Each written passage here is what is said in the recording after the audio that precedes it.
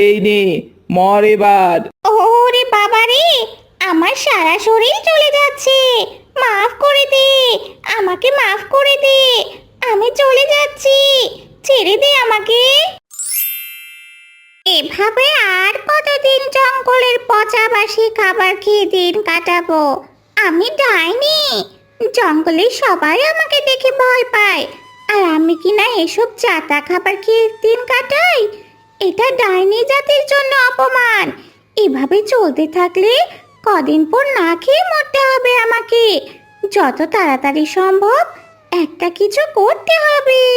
জঙ্গলে থাকা ডাইনি বেশ কিছুদিন যাবৎ ভালো খাবার খেতে পারছিল না, আর এদিকেও জঙ্গলে খাবারের অভাব দিন দিন বেড়েই চলছে। তাই ডাইনি সিদ্ধান্ত নিল সে শিয়ালের গ্রামে চলে যাবে। এই জঙ্গলে খাবারের অভাবে না মরে আমি বরং ওই শিয়ালদের গ্রামে চলে যাই। সেখানে কোনো খাবারের অভাব হবে না। কিন্তু সেখানে গেলে আমাকে কে খাবার দেবে? তারা তো আমাকে দেখে ভয়ে পালাবে।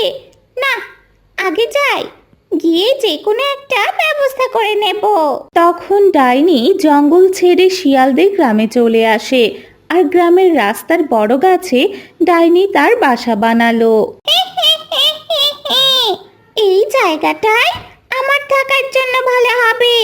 সামনের ওই পুকুরে অনেক মাছ আছে দেখছি। জঙ্গলে না খেয়ে থাকার চেয়ে এখানে মাছগুলো খেয়ে বেঁচে থাকা অনেক ভালো হবে। পুকুরের মাছ খেয়ে ডাইনি ভালোই দিন কাটাতে থাকে, কিন্তু ডাইনির মনে খাবারের লোভ আরো বাড়তে থাকে। না না, এই মাছ খেতে আর ভালো লাগছে না।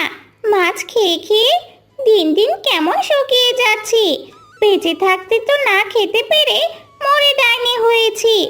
এখন দেখছি ডাইনি হয়েও না খেতে পেরে আবার মরে যাব। আমাকে তো কিছু একটা করতেই হবে। ডাইনি সারাদিন ভাবতে থাকে কি করে খাবারের ব্যবস্থা করা যায়।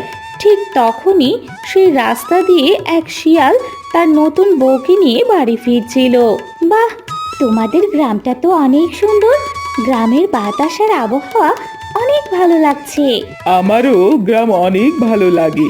শহরে চাকরির জন্য নয়তো আমি এই গ্রামে সারা জীবন কাটিয়ে দিতাম। চলো তাড়াতাড়ি বাড়ি যাই, আমাদের জন্য মা অপেক্ষা করছে। বিকেলে তোমাকে পুরো গ্রাম ঘুরিয়ে দেখাবো। আরে আরে, এই শিয়াল কি আমাকে ভয় পায় না? আমি এখানে থাকি, তাও এখান দিয়ে যাচ্ছে। এদের এই গ্রামে তো আগে দেখিনি, মনে হচ্ছে নতুন এসেছি। ওই তো, ওই তো বুদ্ধি পেয়েছি। নতুন বউয়ের ঘাড়ে চেপে বসি আর শিয়ালের বাড়িতে গিয়ে ভালো ভালো খাবার খাই। হে হে হে হে হে। মা, ও মা, কোথায় তুমি? দেখো দেখো, আমরা চলে এসেছি। বাবা, তোরা চলে এসেছিস? বৌমা, তুমি কেমন আছো? হ্যাঁ মা, আমি ভালো আছি। আপনি কেমন আছেন? আমি ভালো আছি মা। বয়স হয়ে গেছে, অসুখ বিসুখ তো লেগে আছে। বৌমা, তোমার চোখগুলো এত লাল দেখাচ্ছে কেন? হ্যাঁ শিয়ালিনী, আমি তো খেয়াল করিনি তোমার চোখ হঠাৎ এত লাল দেখাচ্ছে কেন। ওই তো সারা রাত গাড়িতে ছিলাম, একটু ঘুম হয়নি, তাই হয়তো। হতে পারে। আচ্ছা, আর বাইরে দাঁড়িয়ে কথা বলে লাভ নেই। তোরা যা, তাড়াতাড়ি হাত মুখ ধুয়ে নে, আমি তোদের খাবার দিচ্ছি। ডাইনি নতুন বউয়ের ঘাড়ে চেপে শিয়ালের বাড়িতে ঢুকে পড়ে। তারপর যখন তারা খেতে বসে তখন, আরে বাহ, এত মজার মজার খাবার আমি তো জীবনেও দেখিনি। নতুন বউয়ের ঘাড়ে চেপে তো ভালোই হলো। এখন থেকে খাওয়া দাওয়া নিয়ে আর কোনো চিন্তা করতে হবে না। শুধু বসে বসে এখন থেকে খাবো। বৌমা, নাও, নিজের হাতে খাবার নিয়ে খাও। তোমার যা যা পছন্দ আমি সব রান্না করেছি। তখন শিয়ালিনী সব খাবার তার প্লেটে নিয়ে নেয়। শিয়াল ও তার মা হাঁ করে তাকিয়ে থাকে আর শিয়ালিনীর খাওয়া দেখতে থাকে।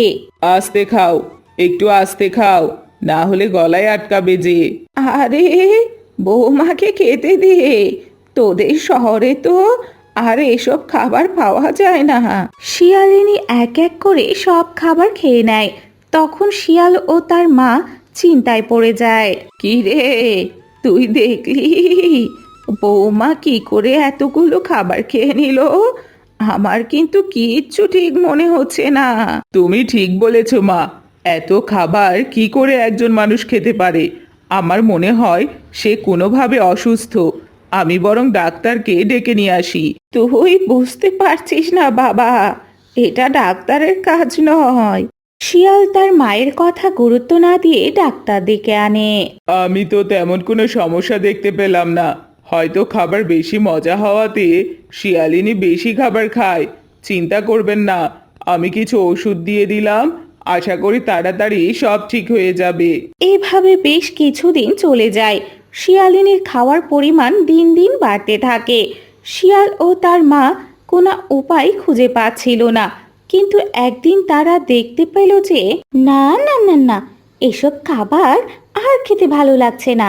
একটু কাঁচা মাছ কাঁচা মাংস খেতে পারলে পেটটা ঠান্ডা হতো। যাই, পুকুর পাড়ে গিয়ে কয়টা মাছ খেয়ে আসি। কি ব্যাপার, বৌমা এই ভর দুপুরে পুকুরের দিকে কেন যাচ্ছে? তখন শিয়ালের মা শিয়ালিনীর পিছু নেয়। আর শিয়ালের মা যা দেখতে পেল সে নিজেও বিশ্বাস করতে পারছিল না। শিয়ালিনী পুকুর থেকে মাছ ধরে কাঁচা চিবিয়ে চিবিয়ে খাচ্ছে। ও রে বাবা রে, আমি যা সন্দেহ করেছিলাম তাই ঠিক। ওটা নিশ্চয় বড় গাছের ডাইনি। তাড়াতাড়ি ছেলেকে খবর দিতে হবে। বাবা, তুই তাড়াতাড়ি চল, আমি তোকে কিছু দেখাতে চাই। তাড়াতাড়ি চল আমার সাথে। শিয়াল ও তার মা পুকুর পাড়ে এসে শিয়ালিনীর কাণ্ড দেখে অবাক হয়ে যায়। মা, ও কি করে কাঁচা মাছ খাচ্ছে? ওটা কে মা?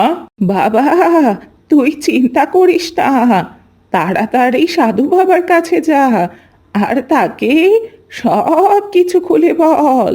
শিয়াল সাধু বাবাকে খবর দেয় আর তার বাড়িতে নিয়ে আসে। এটা কে মা? ওনাকে আমার একদম সহ্য হচ্ছে না। ওগো, তুমি ওনাকে এখান থেকে বিদায় করো। আরে, আমি তো যাবই, আর তার আগে তোকে এখান থেকে বিদায় করি। হা হা হা হা হা। এই নে, মর এবার। ওরে বাবা রে, আমার সারা শরীর চলে যাচ্ছে। মাফ করে দে, আমাকে মাফ করে দে, আমি চলে যাচ্ছি, ছেড়ে দে আমাকে। তোকে ছাড়বো, আগে বল তুই এই নতুন বইয়ের শরীরে কেন প্রবেশ করেছিস? খাওয়ার লোভে, খাওয়ার লোভে আমি এই বাড়িতে এসেছি। জঙ্গলের খাবার নেই, পুকুরের মাছ শেষ হয়ে গেছে, তাই উপায় না পেয়ে আমি এই বইয়ের উপর চেপে বসেছি। ঠিক আছে, এবার তোকে মাফ করলাম, কিন্তু এরপর কারো কোনো ক্ষতি করলে আমি তোকে বোতলে ভরে নদীর জলে ফেলে দেব। কথাটা মনে থাকে যেন। তখন ডাইনি সে গ্রাম ছেড়ে চলে যায়।